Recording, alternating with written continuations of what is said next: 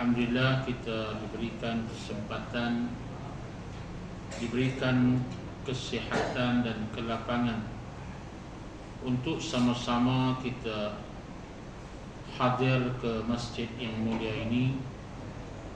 Kita berada di awal tahun baru Masehi. Alhamdulillah kita masih diberikan umur yang panjang untuk meneruskan kehidupan kita insya-Allah. Dan marilah sama-sama kita berazam untuk meningkatkan lagi amal saleh kita sebanyak yang mungkin insya-Allah. Malam ni kita sambung muka surat 114, iaitulah ayat yang ke-31 surah Al-Muddathir. 34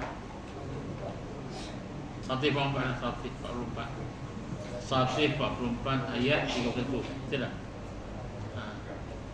144 ayat 31 surah Al-Muddathir. A'udzu billahi minasy syaithanir rajim.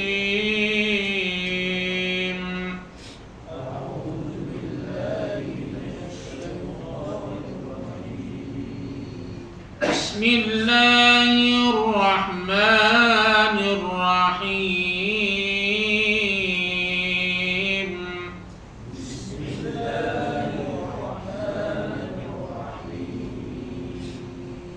Wa ma ja'alna ashaban nari illa malaikatan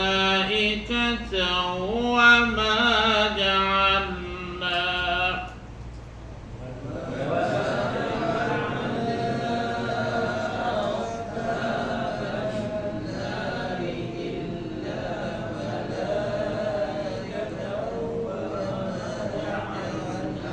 وَمَا جَعَلْنَا عِدَّتَهُمْ إِلَّا فِتْنَةً لِلَّذِينَ كَفَرُوا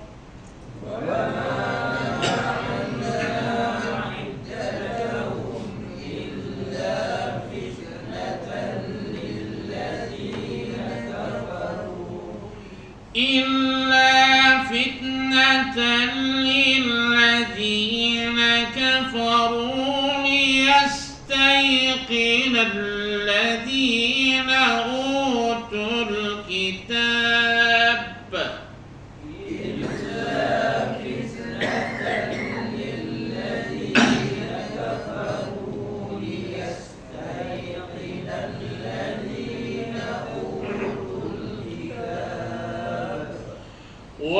ويزداد الذين آمنوا إيمانا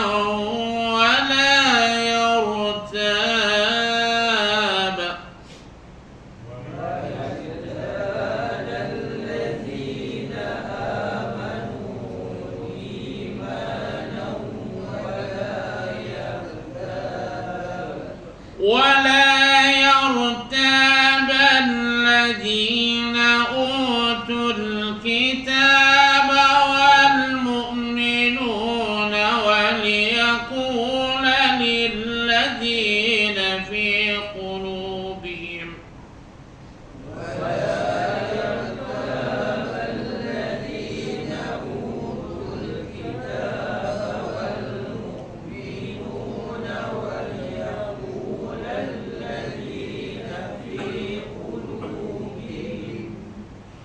وليقول الذين في قلوبهم مرض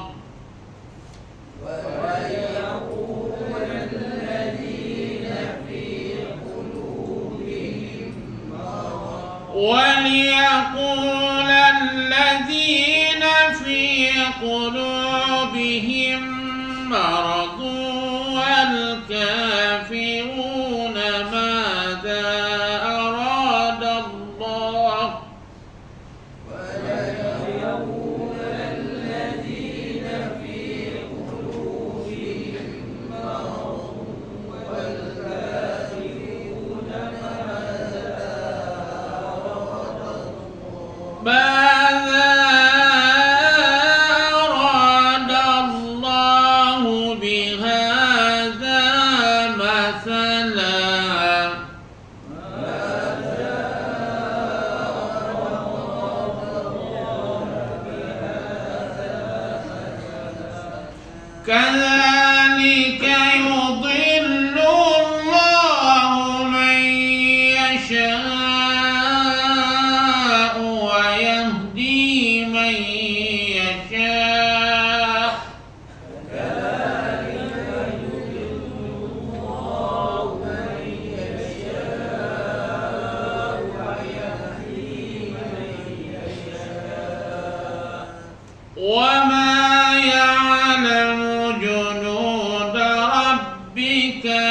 إلا هو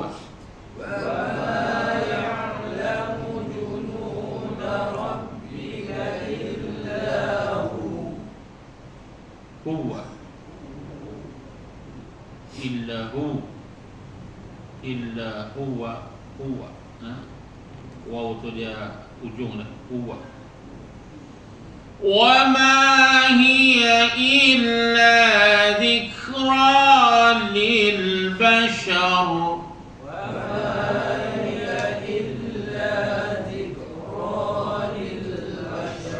kalla wal qamar والليل إذ أدبر والصبح إذا أسفر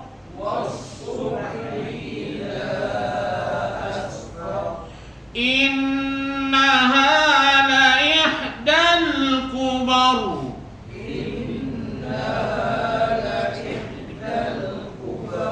نذيرا للبشر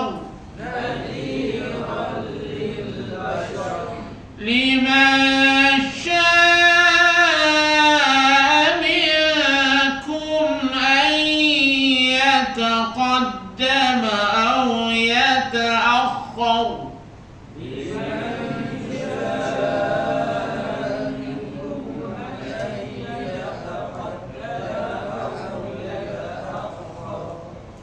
كل نفس بما كسبت رهينة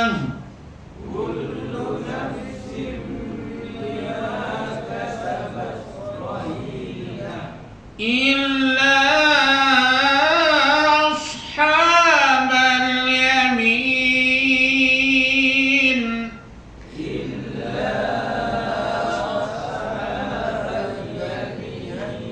في جنات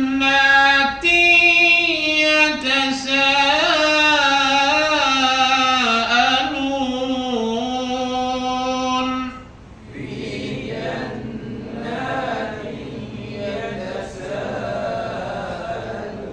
عن المجرمين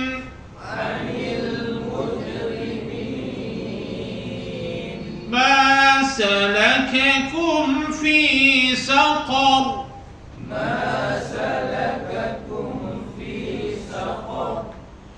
قالوا لم نك من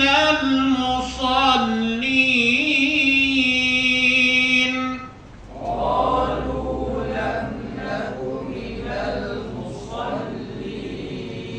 ولم نك نطعم المسكين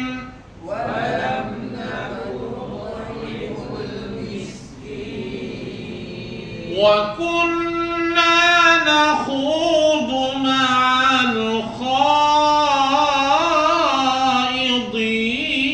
الخائضين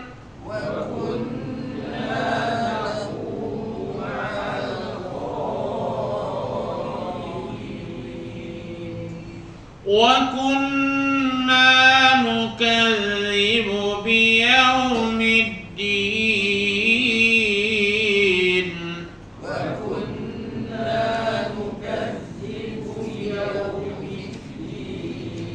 حتى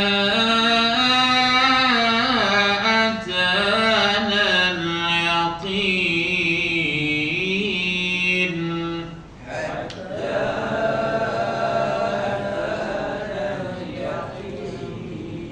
صدق الله العظيم.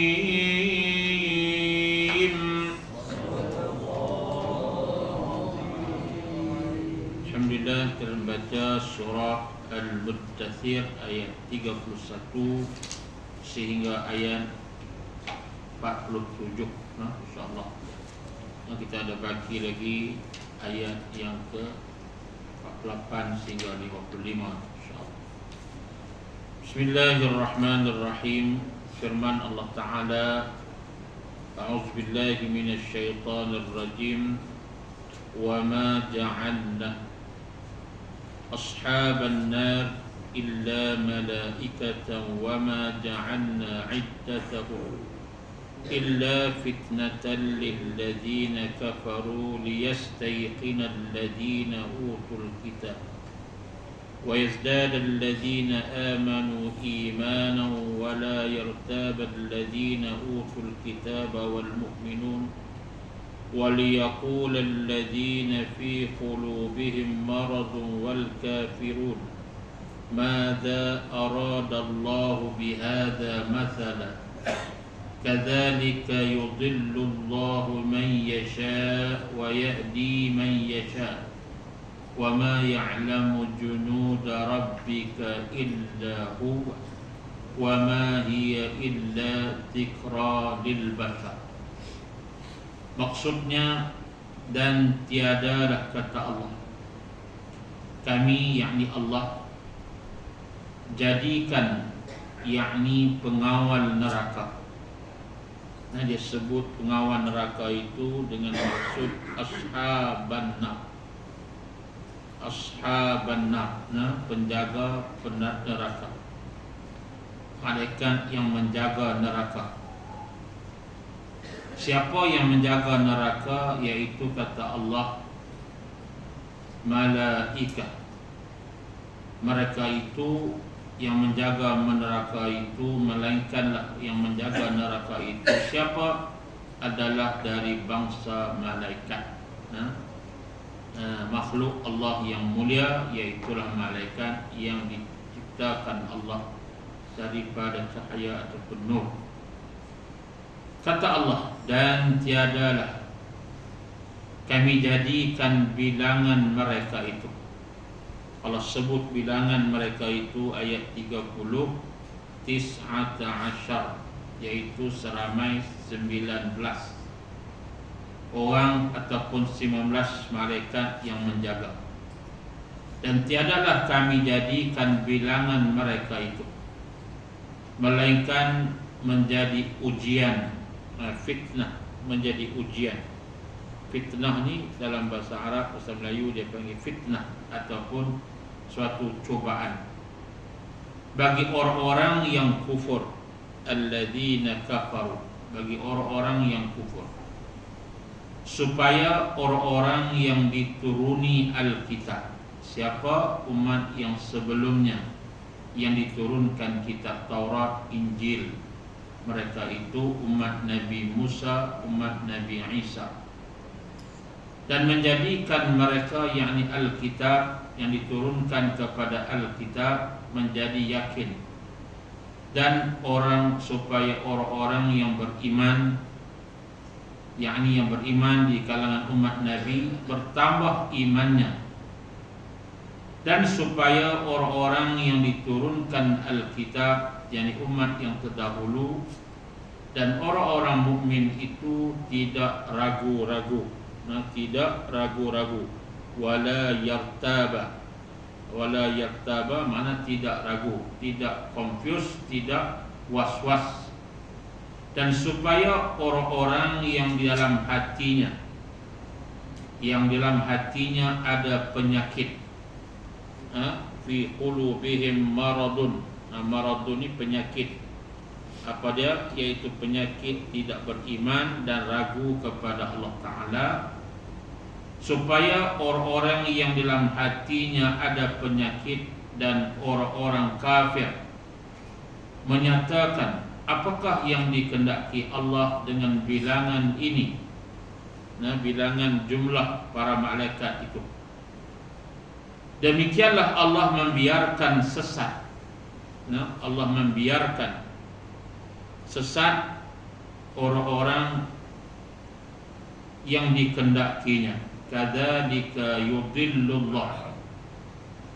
Demikianlah Allah membiarkan, yudillullah, Allah menyesatkan, may yasha, mereka yang dikehendakinya. yakni dan tidak ada yang mengetahui wa may yahdi man yasha. Kadzalika yudillullahu man yasha. Demikian Allah menyesatkan siapa yang Dia kehendakinya dan memberi petunjuk, wa yahdi, memberi petunjuk man yasha. Ini penting.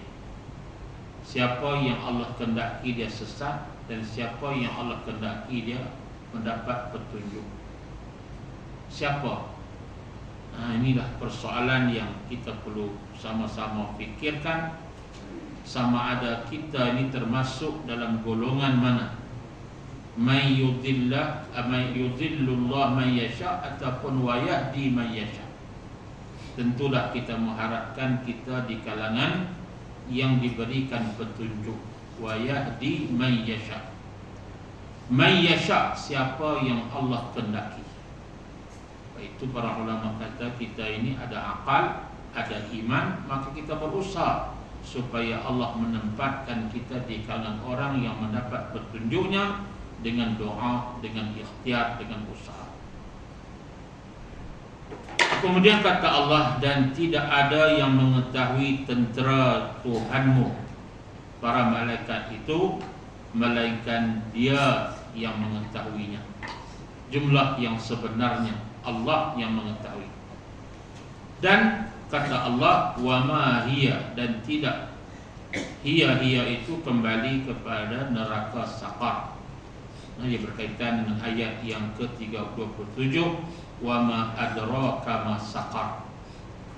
Dan neraka Saqar itu tidak lain, kata Allah, hanyalah merupakan peringatan, zikra, satu peringatan kepada manusia untuk memikirkan tentang azab yang sangat pedih yang Allah gambarkan pada ayat 28, 29, yang mana dibakar sehingga hangus, sehingga tidak ada sisa pada mereka itu. Kemudian diciptakan semula manusia, disiksa dan dibakar, kemudian hangus, disiksa semula. Begitulah kitarannya sepanjang masa di dalam neraka, wal'iyadza billah.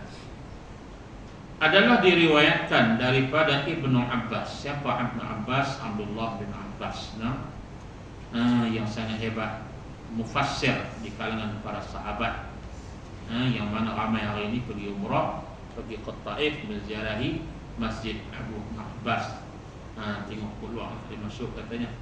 Maknanya dia meninggal ataupun wafat di Taif. Kata Abdullah bin Abbas, tak kala turun ayat. Ayat mana? Alaiha tis'ata asyar. Ayat yang ke-30. Alaiha tis'ata asyar. Yang bermaksud yang menjaga neraka Saqar itu hanya ada seolah-olah, kata Nabi, kata Abdullah bin Abbas, mereka faham, orang kafir faham, hanya 19 orang saja.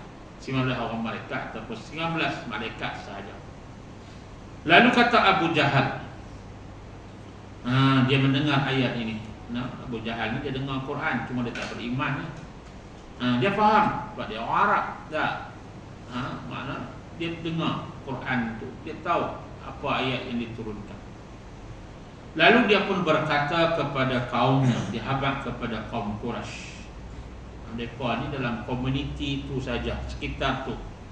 Kalau kita pergi ke Mekah, sekitar tu lah, Jabal Qatab, Jabal Taif, Jabal Qubais, rumah Abu Sufyan, rumah Khadijah, sekitar tu. Kawasan Hilton tu, rumah Sayyidina Abu Bakar, mana sekitar tu. Perkampungan ataupun Makkah itu didiami dalam sekitar itu. Jadi apa berlaku peristiwa mereka tahu. Maka turunnya ayat mereka pun tahu. Nabi habaq mereka pun dengar. Maka mereka pun cakap. Kata Abu Jahal, binasalah kamu semua. Sebab apa? Saya ada mendengar. Siapa yang kata? Iaitu Ibnu Abi Kabsyah. Gelaran kepada Nabi, anak kepada Abi Kabsyah. Muhammad beritahu bahawa kamu semua dalam neraka besok ada pengawal neraka, iaitulah seramai 19 orang. Dia kata neraka esok ni ada 19 orang aku jaga. Ada pun 19 malaikat. Padahal kami terbilang di kalangan orang-orang yang kuat. Dia kata 19 orang dengan kita tidak kuat. Kita ramai, kita ni kuat, kita ni hebat. Maka kata Abu Jahal, apakah kamu lemah kalau 10 orang dari kamu melawan seorang dari pengawal-pengawal tersebut? Kita ramai, dia 19 orang. Kita balun seorang sikit, pergi. Tak, dan itulah maksudnya. Kita sadar semua. Ada pergi kau, pergi lari ke apakah kita ni orang yang apa nama kuat badan, jaga vitamin apa semua lah. Maksudnya kuatlah. Dengan 9 orang tak ada apa lah. Digambarkan begitu. Adakah kamu lemah kalau 10 orang dari kamu melawan seorang daripada pengawal tersebut? Lalu kata seorang di kalangan mereka, siapa? Abu Asad Al-Jumahi. Abul Asad Al-Jumahi, yakni orang yang kuat. Menjadi orang yang kuat, dia orang hebat lah, yang hebat di segi kekuatan fizikal dan sebagainya. Dia menjawab, apakah benar-benar kamu takut menghadapi pengawal yang 19 orang tu? Apa takut dah? Tak apa. Aku seorang, aku mampu hadapi dengan 17 orang. Aku boleh selesai 17 orang. Baki dia sedekah hamba. Takkan aku nak sapu semua ni lah. Sedekah hamba sama. Lepas itulah tu orang gede, orang hebat lah, no? Bagi hamba tu aku ambil 17. Dan yang kedua, yang 2 orang, kamulah yang hadapinya. Yang lain tak apa-apa, beda lah. Aku dengan 17 orang. Betapa hebat dan berani dan rasa kemah mereka ni. Kononnya dengan anggapan 19 orang sahaja ataupun jumlah itu sahaja yang dikatakan penjaga malaikat itu. Itu gambaran macam mereka anggap di dunia boleh lari, boleh pelepah begitu saja. Maka Allah pun menurun ayat. Allah sebut, Allah jawab. Itulah dia panggil Quran ni, dia menjawab persoalan-persoalan, dialog perkara yang berlaku secara real life. Tuhan jawab pula. Apa yang Allah sebut? Wa ma ja'alna ashaban nar illa malaika. Maka Allah pun menurunkan ayat yang bermaksud, dan tiadalah kami, yakni Allah, jadikan pengawal-pengawal neraka itu malaikat dari bangsa malaikat. Malaikat mana yang tegap lagi kuat, dan mereka bukanlah dari bangsa manusia yang boleh kamu beradu tenaga dengan bergusti untuk menggalakkan mereka. Jangan dong anggap macam orang macam kamu juga. Malaikat ni dia tak letih, dia tak lenguh, dia tak ada istilah kalah. Sebab apa? Dia kekuatan luar biasa. Tuhan ciptakan dia. Dia tak makan macam kita, dia tak minum macam kita. Kita hebat macam mana pun tak makan sehari 2 lebih dah. Malaikat tidak. Kita ciptakan makhluk yang sangat hebat. Maka jangan kamu andaikan malaikat itu macam kamu, kerana bangsa malaikat itu makhluk yang terkuat. Tidak ada belas kasihan semasa menjalankan siksa. Maknanya malaikat tu yang jaga, malaikat yang jaga neraka ni memang tak senyum langsung. Pasal apa? Dia meluat kepada orang yang masuk neraka tu. Lepas tu kita baca ayat yang sebelum tu, digambarkan bagaimana tindakan mereka menghayun orang-orang yang dimasukkan dan dilemparkan secara kasar orang yang dimasukkan dalam neraka tersebut dengan digari ataupun diletakkan besi tembaga yang panas dan diikat dan sebagainya. Kemudian kata lagi, adapun hikmah memilih bilangan mereka yang kecil, Allah sebut 19 tu, bertujuan untuk dijadikan ujian yang akan mengelirukan orang-orang kafir, untuk kelirukan mereka sahaja, sehingga mereka akan bercakap mengikut sesuka hati mereka, yang menyebabkan mereka diazab berganda-ganda dan semakin banyak mereka mendapat kemurkaan Allah. Maknanya mereka mempermainkan ayat-ayat Allah. Tentu sahaja dengan adanya ujian ini, mereka akan memperkecilkan dan mempengejek-ejek betapa sedikitnya malaikat itu. Dapatkah mereka menjalankan seksa ke atas bangsa manusia dan bangsa jin yang ramai ini? Mana boleh. Nak mampukah nak lawan kami ramai ni dengan 19? Itu saja. Itu gambaran Allah Ta'ala nak mengatakan, kononnya ataupun nak menggambarkan supaya mereka memperlekeh dan menghinakannya. Kerana itulah Abu Jahal pernah menyatakan, adakah kamu lemah kalau 100 orang dari kamu melawan untuk mengalahkan seorang dari pengawal tersebut, kemudian kamu keluarlah, dah kalah belaka dah, wadah-wadah penyawa mati habis dah. Ayah Hindu lah kita. Begitulah maksud dia. Kamu singgung, kamu bagi orang okey, selesai dah. Boleh keluar neraka. Dia gambarkan begitu. Begitu mudahnya dia nak keluar daripada penjara neraka yang diciptakan Allah itu. Dia ingat lekeh. Dia gambar macam dunia. Itu gambaran yang Allah nak beritahu pada kita supaya mereka seolah-olah rasa selesa dengan kekufuran mereka. Tak apa, tak takutnya neraka, tak ada apa, biasa ya. Dan juga menjadi ujian supaya orang-orang yang dituruni Alkitab di kalangan mereka orang Yahudi dan Nasrani yang beriman. Dibahas panjang tajuk ni, Ashabul Kahfi, tajuk tu. Mereka yang dahulu yang beriman dengan ajaran Nabi Isa dan Nabi Musa, kitab Taurat dan Injil. Itu umat terdahulu yang beriman, yang menjadi yakin, tidak ragu tentang benarnya kerasulan Muhammad. Sebab apa? Dalam tafsir disebut jumlah yang sama disebut oleh Allah dalam kitab itu. Jumlah penjaga malaikat dan neraka 19 orang juga. Tidak ragu tentang benarnya kerasulan Muhammad sallallahu alaihi wasallam dan benarnya Quran itu diturun dari sisi Allah. Kerana mereka akan mendapat bilangan tersebut sama dalam kitab yang diturunkan kepada mereka. Dan begitu juga supaya orang yang beriman dan daripada ahli kitab bertambah imannya terhadap Allah dan terhadap Rasul.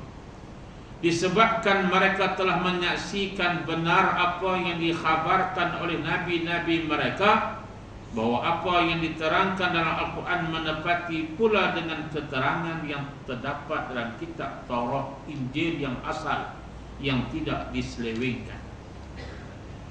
Seterusnya orang-orang yang dituruni Alkitab itu dan orang-orang mukmin tidak meragui tentang bilangan malaikat yang menjadi pengawal dalam neraka itu. Dalam tafsir Jalalain dia kata jumlah itu juga disebut dalam kitab Taurat dan Injil. Begitu juga menjadi ujian supaya orang-orang munafik. Dia sebut orang yang ada penyakit tadi itu, fi qulubihim maradun, itu siapa? Orang munafik. Sebab disebut orang munafik, fi qulubihim maradun wal kafirun, dan orang kafir. Dua golongan. Mana dalam golongan yang pertama itu qulubihim maradun, itu siapa? Orang munafik. Wal kafirun, dan orang kafir. Jadi orang munafik ni adalah orang yang hatinya sakit. Nampak beriman tapi tidak beriman. Begitu pula menjadi ujian supaya orang munafik yang dalam hatinya ada penyakit. Dan orang-orang kafir penduduk Makkah menyatakan, apakah yang dikehendaki oleh Allah dengan bilangan ini menjadi suatu perumpamaan? Jelasnya supaya orang yang mempunyai penyakit jiwa lantaran ragu tentang kebenaran Muhammad sallallahu alaihi wasallam menjadi rasul dan seterusnya mendustakannya, mereka akan mengatakan, apalah perlu Allah sebut bilangan malaikat sekecil itu untuk menjadi pengawal neraka sakar? Hanya memerlukan 19 orang, memanglah itu ganjil. Depa pelik macam mana nak jaga juta manusia ni? Bagaimana jumlah yang besar, yang banyak, sedangkan yang nak kawal itu jumlah yang sedikit. Demikian Allah membiarkan sesat dan memberi petunjuk kepada siapa yang dikehendakinya, yakni seperti Abu Jahal dan kuncunya. Allah membiarkan mereka sesat, tidak mendapat hidayah dan iman dengan kehendak Allah. Allah biarkan dalam kesesatan. Wal'iyadha billah. Allah biarkan kita ini, na'udzubillah, dalam kesesatan. Itulah kita mohon pada Allah, mudah-mudahan kita sentiasa berada dalam hidayah dan petunjuknya. Dan ada pula orang-orang yang diberi hidayah, yakni petunjuk. Hal itu juga berlaku dengan kehendak Allah. Adanya orang-orang yang sesat dan juga yang mendapat hidayah, bukanlah kedua golongan itu masing-masing dipaksa oleh Allah supaya menjadi sesat atau supaya menjadi hidayah, kerana paksaan bertentangan sama sekali dengan keadilan ilahi, bahkan bertentangan sama sekali dengan hikmah undang-undang yang diturunkan dari langit.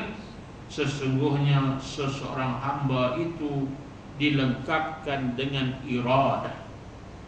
Dia ada kehendak, yaitu yakni kehendak dan ikhtiar, yakni pilihan, di mana setiap hamba boleh memilih dengan kehendaknya. Itu dia panggil daripada dia sendiri, kehendak dia, nawaitu dia tu dipanggil iradatun nafsiyah, kehendak diri dia sendiri. Sama ada ia memilih dalalah, sesat, ataupun hidayah. Kita tak tahu kedudukan kita lagu mana. Maka bila kita dibesarkan dalam persekitaran ilmu, akal kita disuburkan dengan wahyu, maka kita pun memaksa diri kita menjadi orang yang taat. Walaupun begitu, ada orang yang tak nampak kebenaran, dia duduk dalam kesesatan. Allah butakan matanya, tutupkan pintu hatinya, akhirnya dia sesat sampai mati. Wal'iyadha billah. Itulah kita semua minta doa pada Tuhan, seperti doa kunut, Allahumma hdini fiman hadait, sebagainya. Minta Allah berikan petunjuk sebanyaknya kepada kita, petunjuk jalan yang lurus, seperti dalam surah Fatihah, ihdinas siratal mustaqim. Ya Allah, berilah jalan yang lurus.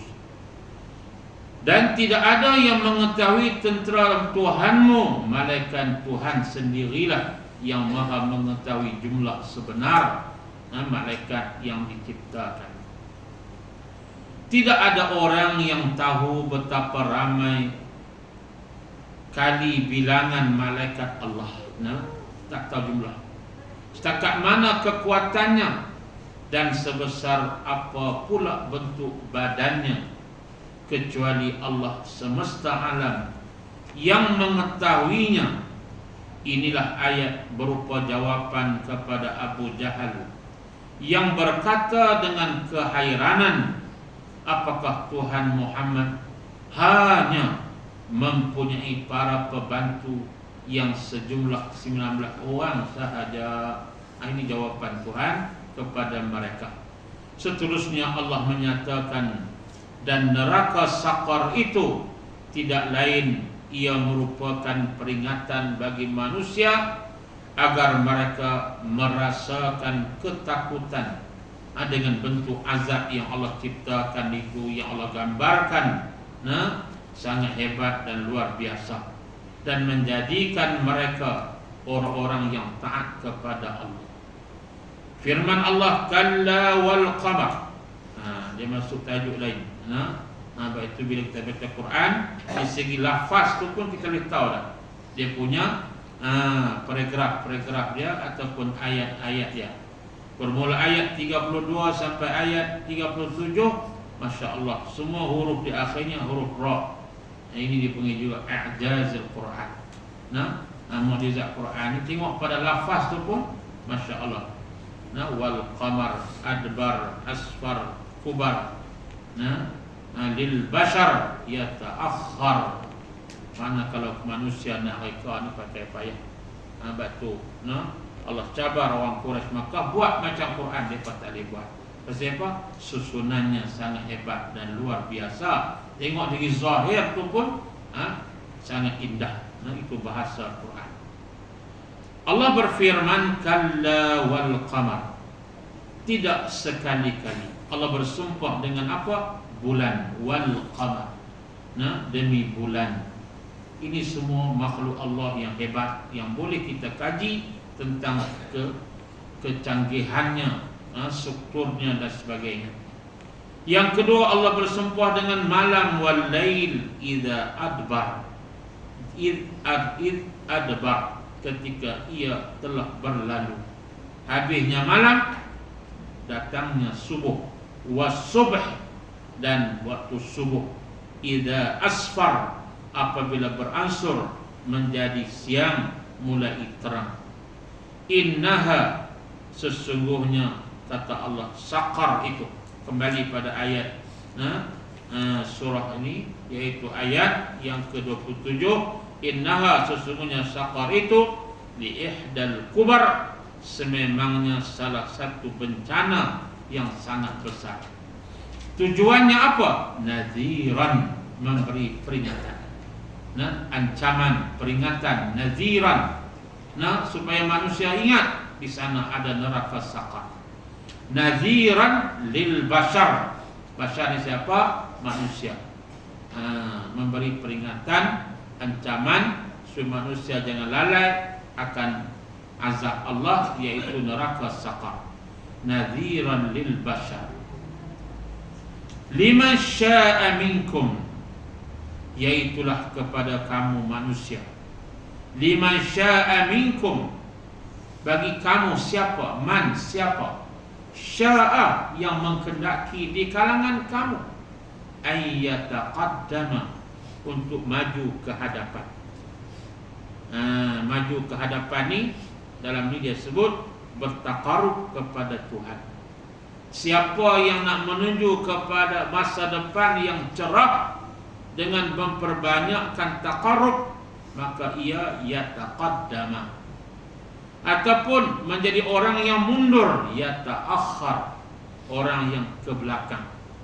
Kita nak pergi depan, dia stand belakang. Kita nak menuju kepada kejayaan, dia tak mau kepada kejayaan, dia nak pergi kepada kegagalan. Yataqaddam, taqaddam, ke depan, maju ke depan. Yata'akhkhar, undur ke belakang. Bagi kita hari ini, kita nak ke depan, nak menuju ke arah kehidupan yang lebih hebat, yang lebih baik. Yataqaddam, nak pergi ke depan yang lebih mantap, yang lebih baik, yang lebih bagus. Tahun ni nak lebih baik daripada tahun lepas. Jangan tahun ni lebih teruk daripada tahun lepas pun. Tahun lepas boleh sembahyang Jumaat 3 kali. Tahun ni 2 kali. Kita teruk lah tu. Nak kuih tu kemah lagi. Nak boleh kuih kemah lagi. Amal kuih kemah lagi. Buat ibadat kuih kuat lagi. Sedekah kuih banyak lagi. Itu orang yang taqaddam, yang ke depan, yang maju, yang semakin meningkat kualiti dan prestasinya. Ataupun di kalangan manusia itu ada yata'akhkhar, mereka yang mundur. Itu kembali kepada liman syaa, siapa di kalangan kamu. Siapa yang nak maju ke depan atau nak ke belakang. Ini pilihan yang ada kepada kita. Di sini Allah menggunakan lafaz kalla, yaitu kalimah yang dipakai menjadi alat untuk mengherdik dan mencela. Bermakna Allah mengherdik. Tidak ada jalan sama sekali bagi kamu untuk menolak kebenaran adanya neraka dan para pengawalnya. Celaan itu dikuatkan pula dengan sumpah, yaitu demi bulan yang bercahaya terang dan demi malam yang gelap. Pada masa itu pula telah berlalu bersama kegelapannya, dan demi subuh apabila suasana telah menjadi terang, tersebar ke mana-mana indahnya ciptaan Tuhan itu. Hendaklah orang-orang yang mengejek Quran menghentikan perbuatan buruk mereka. Sesungguhnya neraka sakar itu sememangnya salah satu bencana yang amat besar dan malapetaka yang sangat mencelakakan, sebagai ancaman bagi manusia betapa mereka hendak mendustakannya punya. Kamu tak boleh nak dustakan. Itu neraka sakar yang Tuhan siapkan kepada mereka yang melampaui batas. Kemudian Allah mengancam, siapa pula yang suka di antara kamu berkehendak akan maju bertakarub kepada Tuhannya dan mendampingi kepadanya dengan beramal yang baik-baik dan mendatangkan kebajikan, Allah akan melorongkannya untuk mencapai cita-citanya. Jangan kata aku ni memang tak bagus dah, Tuhan pun tak mau aku jadi bagus, qada dan qadar dah. Itu dia panggil akidah yang sesat. Kita ni ada ikhtiar, ada usaha, akal Tuhan ciptakan. Sebab tu mukallaf, orang yang beriman, orang Islam, akal dan baligh. Kita berakal, maka bila kita ada akal, kita disebut sebagai mukallaf, orang yang ada tanggungjawab. Sebab kita boleh fikir mana yang baik, mana yang tak baik. Jadi kita usaha berdasarkan kepada kehendak kita sendiri. Jangan kita serahkan seumpama kapas di udara, ikutlah angin ke mana. Tak boleh. Kita kena ada prinsip kita. Atau siapa pula di antara kamu yang berkehendak akan mundur, yakni menyalahi perintah Allah, Allah jua melorongnya kepada kemurkaan yang dicita-citakannya. Dia nak pergi ke situ, maka Tuhan makbul cara dia lah. Dia nak pergi ke jalan jahat, dia nak ke situ. Dia terpesona dengan bisikan-bisikan syaitan, maka jadilah sebagai orang-orang yang ta'akhir tadi tu, orang yang tergelincir, orang yang bukan yataqaddam. Kata Ibnu Abbas, inilah ancaman ataupun gambaran kepada orang yang berkehendak akan maju untuk berbuat taat dan beriman kepada Nabi Muhammad sallallahu alaihi wasallam, akan dibalas dengan pahala yang tidak putus-putus selamanya. Dan siapa yang berkehendak akan mundur dari berbuat taat serta mendustakan kepada Nabi sallallahu alaihi wasallam, akan dihukum dengan seksa yang tidak putus selamanya. Bandingan ayat ini samalah seperti ayat suratul Kahfi ayat 29, kata Allah, faman siapa syaa nak jadi mukmin fal yu'min, faman syaa fal yu'min, dan siapa nak jadi orang mukmin, dan siapa waman syaa falyakfur, siapa yang nak jadi kufur maka kufurlah dia. Mana kita di hadapan kita dua jalan, jalan kufur, jalan mukmin. Pilihlah kita nak ikut jalan mana, jalan ashabun nar, jalan ashabul jannah. Semua tinggal kepada kita untuk kita bertindak mengikuti jalan yang ada di hadapan kita. Tinggal lagi kehendak kita ke mana. Maka sebab itu kita kadang-kadang banyak dipengaruhi oleh persekitaran kita. Dia panggil bi'ah, dia panggil persekitaran.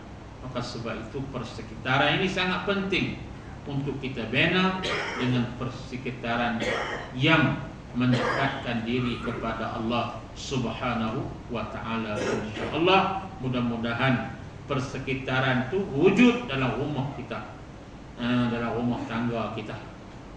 Jangan pergi tujuh menghadap TV lagi, tengok drama daripada. Lepas tu mari tangguh saya. Jangan. Persekitaran tu penting. Persekitaran tu.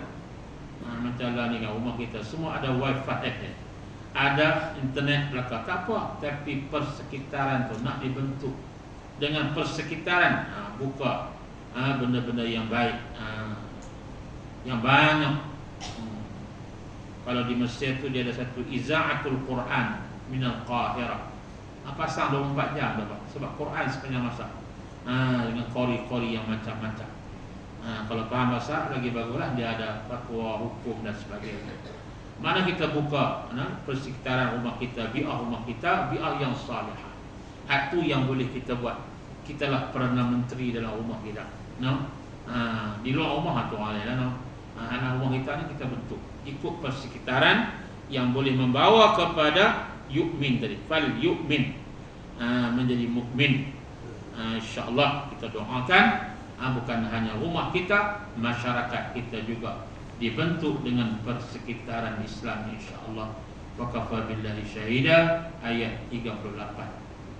Assalamualaikum warahmatullahi wabarakatuh. Bismillahirrahmanirrahim. Alhamdulillah.